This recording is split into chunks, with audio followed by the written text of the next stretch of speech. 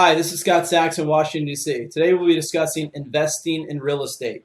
But before we do, click on my seller link if you're a seller looking to get a CMA for your property. And if you're a buyer, click on our buyer link to schedule a free buyer consultation meeting. And now, back to our topic.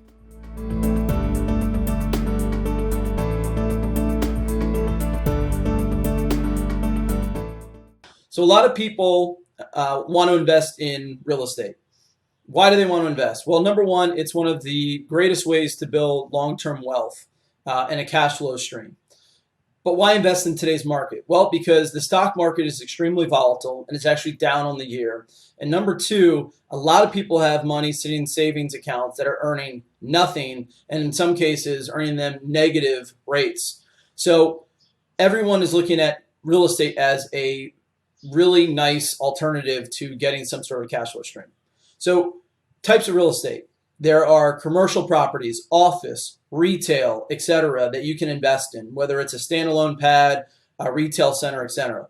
Multifamily. Multifamily defined by 2 or more units in a single building, residence. Or like a lot of first-time investors, they want a one-off unit, which whether it's a single family, a townhouse, or a condo that they see being a long-term cash flow stream for them and a good investment.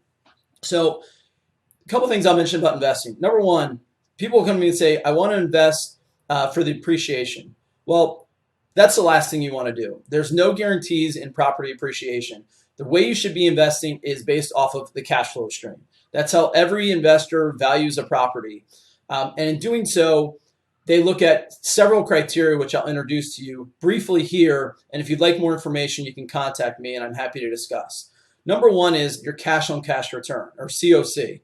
This is your actual investment. If you invest $100,000 and you want a 10% cash on cash return, then your net operating income should be $10,000 after all of your expenses out of the property.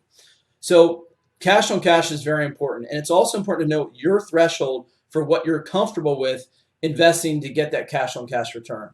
Number two is your net present value, or NPV. This actually gives you probably the most accurate indication of the liability or value of an investment by factoring in interest rate risk into a annual, whether it's a 5-year or 10-year return of what that investment is going to cash flow, and then it gives you a present value of what those cash flow streams are worth. IRR. IRR is internal rate of return. This gives you an overall return for not only the cash flow streams, but the sale of the property at a later date rolled into that overall investment and what that return would be. This is a good benchmark, but not as accurate as some of the other parameters I've mentioned. And then lastly, your ROI, which is return on investment.